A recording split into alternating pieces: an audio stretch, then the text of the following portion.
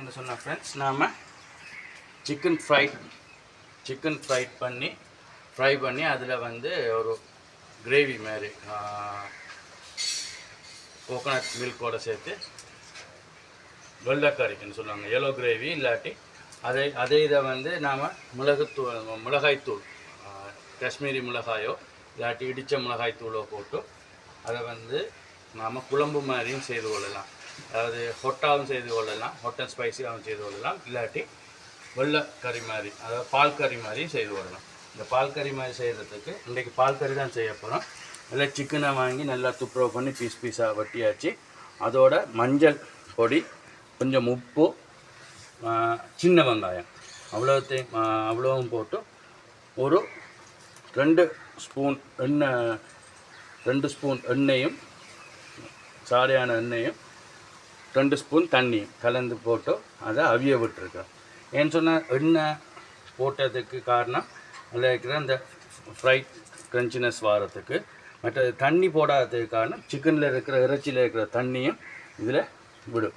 அதனால் நாங்கள் போட்டிருக்கிறோம். இப்போ பார்த்திங்கன்னு சொன்னால் ஒரு 5 மினிட்ஸ் சிக்கன் அவிஞ்சிட்டு இப்போ அதை செக் பண்ணிவிட்டு இந்த சிக்கன் எடுத்து நாம் இப்போ டீப் ஃப்ரை இல்லை ஷாலோ ஃப்ரை பண்ணப்போம். இப்போ அதை கொஞ்சம் அவிய விட்டு மூடி விட்டுருக்கலாம். சிக்கனை ஃப்ரை பண்ணி எடுத்துகிட்டு வந்துட்டோம். அவிச்சதுக்கு பிறகு ஷாலோ ஃப்ரை தான் பண்ணியிருக்கோம், டீப் ஃப்ரை பண்ணலை. அதுக்கு பிறகு நாம் சிக்கன் அவிச்ச தண்ணியை பார்த்திங்கன்னு சொன்னால் நல்லா எண்ணெய், அந்த கொழுப்பு இதோடு சேர்த்து அந்த எண்ணெயும் இருக்குது. அதில் பட்டை, ஏலம், கிராம்பு, சோம்பு அதுகளை போட்டு கொஞ்சம் வதக்கி விடுவோம். ஏன்னா அந்த சிக்கன்ட கொழுப்பும் கரைஞ்சி அந்த இதோடு வந்திருக்கு. இப்போ அடுப்புலேயே அதை தொடர்ந்து போட்டிருந்து நாம் ஒரு 3 மினிட்ஸ் போட்டிருந்ததால் இந்த எண்ணெய் தண்ணி அப்படியே வற்றி அந்த எண்ணெய் கொழுப்பு தன்மையோடு இருக்குது. இப்போ இதோடு என்ன செய்வோம், இப்போ நாம் பொரிச்சிட்டு வந்த சிக்கனை போடுவோம்.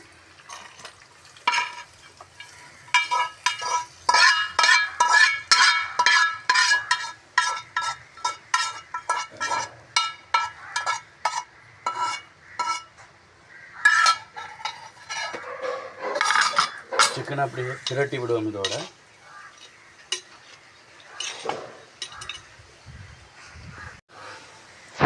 இப்போ அதோட கொஞ்சம் மிளகுத்தூள் சேர்த்துக்கொள்வோம்.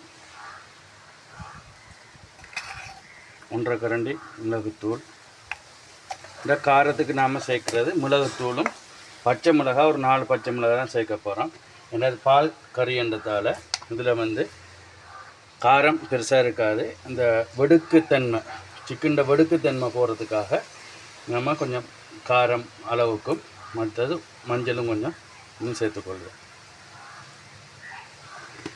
நேரத்தோடு இதில் வெங்காயமும் போட்டு வதக்குன அந்த அவிய விட்டதால் வெங்காயத்தில் டேஸ்ட், அந்த தன்மை இந்த சிக்கன்லேயும் ஊறி இருக்கும், இந்த கூட்லேயும் இருக்கும், இந்த கிரேவிலேயும் இருக்கும்.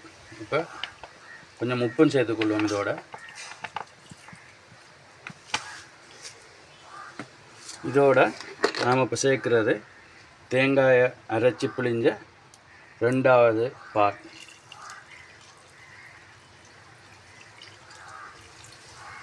ரெண்டாம் 3ஆம் பால் இதோட சேர்த்துருக்குறோம்.